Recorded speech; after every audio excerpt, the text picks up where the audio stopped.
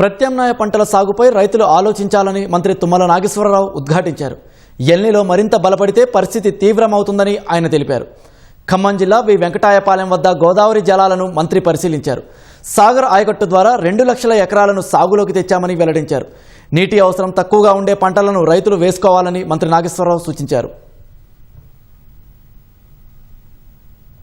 తక్కువ సమయంలో తక్కువ నీటితోటి ఆదాయం వచ్చే పంటలు చాలా ఉన్నాయి కాబట్టి అటువంటి వాటిని సాగు చేయండి అని చెప్పి గత 3 నెలలుగా ఏప్రిల్ మాసం నుంచి రైతు వేదికల ద్వారా గ్రామ సభల ద్వారా వ్యవసాయ శాఖ ఊరూరికి తిరిగి రైతుకి చెప్తున్నాం. అయినా గానీ మన పాత అలవాట్లో వీళ్ళంతే చెప్తారులే, ఆగస్టులో కురుస్తాయి వానలో, సెప్టెంబర్లో కురుస్తాయి, మేము వరే వేస్తాము అంటే వేయొద్దని కాదు నేను చెప్పేది. వేస్తే వచ్చే ఇబ్బందులు ముందే గ్రహించి ప్రపంచవ్యాప్తంగా జరిగే ఈ ఉపద్రవం ఇది ప్రకృతి వైపరీత్యం, దీన్ని ఎవరూ మనం ఆపలేం. 1877లో ఇటువంటిది ఒకటి వచ్చింది. ఇది 4 సంవత్సరాలు ఉంటది, ఈ సంవత్సరం తోటి పోదు. అందుకనే అధికారులు మామూలుగా 3 నెలలకి మంచి నీళ్లు ఇస్తాం, 2 నెలలకు సాగు నీళ్లు ఇస్తాం అంటే అది మన చేతిలో లేని పని. వాతావరణమే మొత్తం పసిఫిక్ మహాసముద్రమే అగ్నిగుండమై కూర్చుంది. వచ్చే నైరుతి ఋతుపవనాలు అన్నింటినీ కూడా పక్కకు నెట్టేస్తుంది.